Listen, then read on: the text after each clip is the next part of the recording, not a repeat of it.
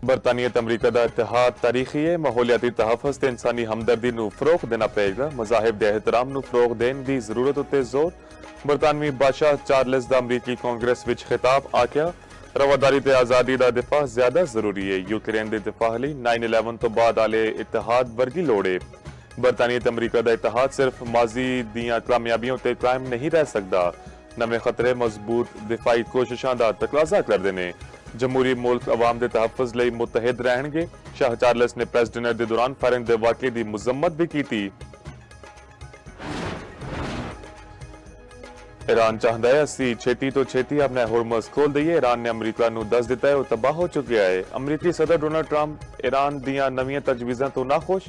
जंग के खात्मे लई ईरान दी तजवीज़ नूं ना मनण दा इशारा आख्या। अमरीकी मीडिया के मुताबिक अपने होर्मज़ नूं फौरन खोलन ते जोहरी प्रोग्रामों ते बाद विच गल करन दी ईरानी तजवीज़ सदर ट्रंप नूं पसंद नहीं आई।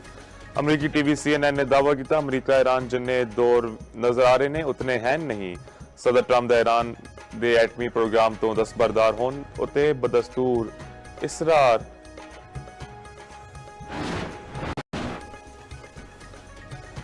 ईरान की समंदरी तजारत मुअत्तल चाबहार विच 20 तो वध जहाज फंस गए। अमरीकी सैनकॉम के मुताबिक नाकाबंदी तो पहले चाबहार विच रोजाना औसतन 5 जहाज लंगर अंदाज होंदे सन।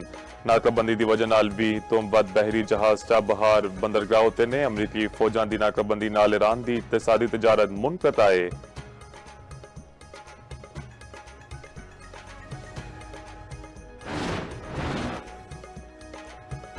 सऊदी वली अहद मोहम्मद सलमान की सदारत विच खलीज तावन कौंसल दा हंगामी मुशावरती इजलास। खिते की मौजूदा सूरत हाल, इलाकाई सलामती, सियासी सूरत हाल ते बाहमी तावन दे अमूर उत्ते गलबात। अरब मीडिया के मुताबिक इजलास विच मुश्तरका हिकमत अमली उत्ते गौर किया गया। इजलास विच शाह बहरीन, अमीर कतर, कुवैती वली अहद ते अमाराती वजीर खारजा की शिरकत।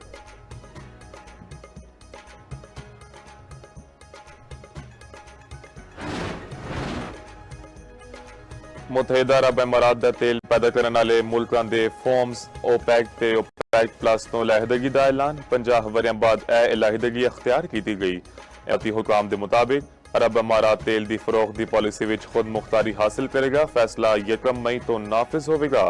फैसला कौमी मफादात ते पैदावार पॉलिसी के जायजे तो बाद किया गया। ईरान जंग की वजह नाल मार्च विच ओपैक की पैदावार विच 7.88 मिलियन बैरल रोजाना की कमी आई। वज़ीर-ए-आज़म की सदारत विच वफाकी काबीना का इजलास अज सवेरे 11:30 बजे तलब। इजलास विच मुल्क की माशी सूरत हाल सने अहम अमूर ज़ेरे गौर आएंगे। खिते विच अमन दे क़याम तो मुतलिक पाकिस्तान दियां कोशिशां बारे आगाह किया जाएगा।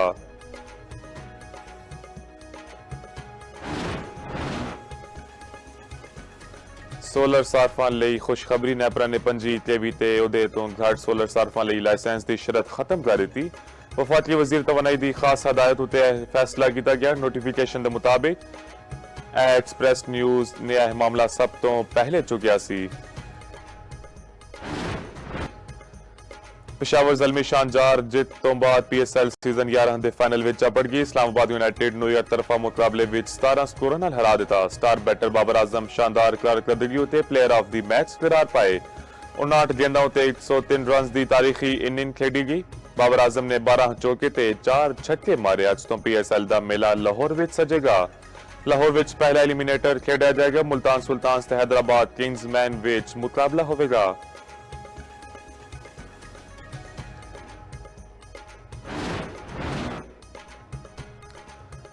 लाहौर सने पंजाब के मुख्तलिफ शहरों में गरज चमक दे नाल बारिश। गुजरांवाला विच तेज हवावां दे नाल मूसलाधार बारिश। महकमे मौसमियात दी अज भी लाहौर विच बारिश की पेशनगोई। नूरपुर, थल, खुशाब, भावलनगर ते गिरदोनवाह विच भी गरज चमक दे नाल मूसलाधार बारिश। सिंध विच हीट वेव दा अलर्ट जारी, कराची शामिल नहीं।